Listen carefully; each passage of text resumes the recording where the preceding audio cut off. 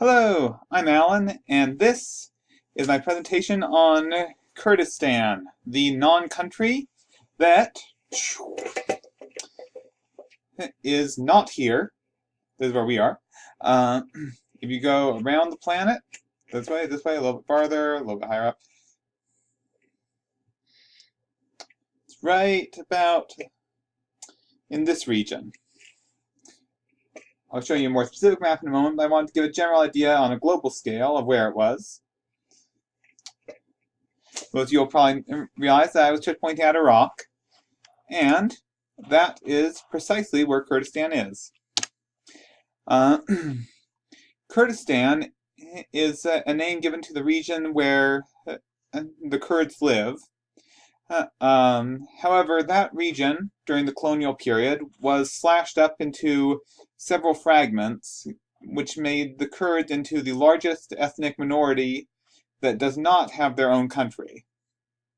There's groups of them in Turkey, Syria, Iraq, and Iran, and all of those groups have been, shall we say, less than well treated in recent history.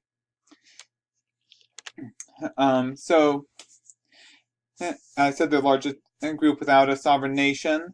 Most of the Kurds, about 3/5, are Sunni Muslim. There's a variety of other religions that show up in the region, but that's the main one. And they're not visually they are not particularly different from the Arabs or Turks in the region. However, they have a distinct language and are descended from the tribes that lived in that mountain range that I was just showing in the map. In general, the Kurdish people tend to be less fundamentalist than in some of the surrounding countries, such as the theocracy in Iran. In addition, and alongside that, gender equality in Kurdistan is a bit better than, or is a bit paid a bit more attention to than in much of the Middle East.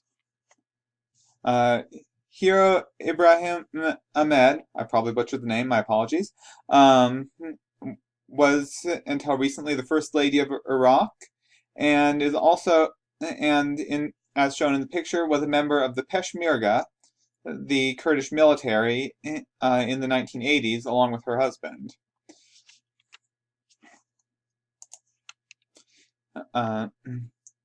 So, the Kurds' culture was actually a bit of a challenge to research because much of it has been systematically destroyed. In Turkey, the Kurds were for a long time not even considered to be their own independent ethnic group, and until recently were being very systematically suppressed, with their language in some cases even being illegal to speak. They received similar treatment in Iran. In Iraq, under Saddam Hussein and his predecessors, they faced attempted genocide, and all in all have had a very bad run of history.